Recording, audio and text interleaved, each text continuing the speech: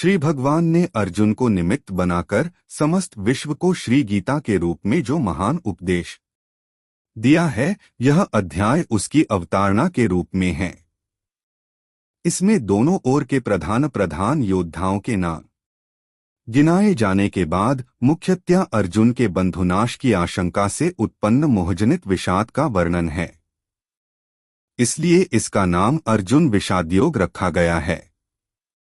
प्रसंग पांडवों के राजसूय यज्ञ में उनके महान ऐश्वर्य को देखकर दुर्योधन के मन में बड़ी भारी जलन पैदा हो गई और उन्होंने शकुनी आदि की सम्मति से जुआ खेलने के लिए युधिष्ठिर को बुलाया और छल से उनको हराकर उनका सर्वस्व हर लिया।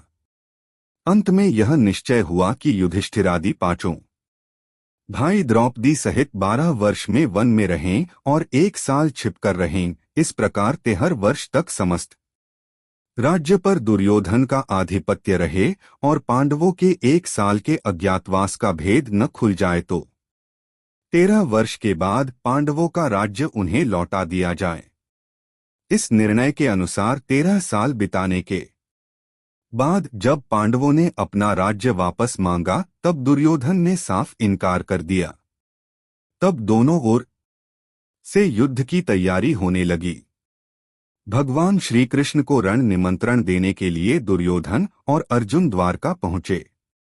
भगवान अपने भवन में सो रहे थे।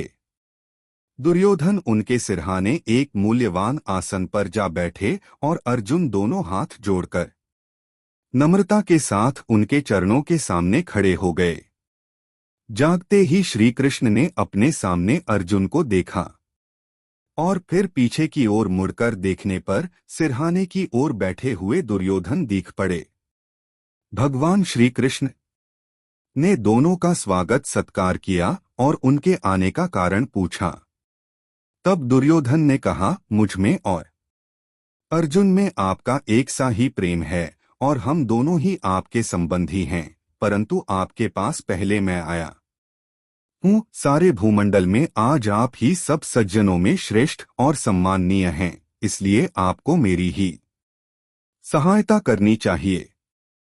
भगवान ने कहा, निःसंदेह आप पहले आए हैं, परंतु मैंने पहले अर्जुन को ही देखा है। मैं 2 प्रकार से सहायता करूंगा। एक ओर मेरी अत्यंत बलशालिनी नारायणी सेना रहेगी और दूसरी ओर मैं युद्ध न करने का प्रण करके अकेला रहूंगा। मैं शस्त्र का प्रयोग नहीं करूंगा। अर्जुन धर्मानुसार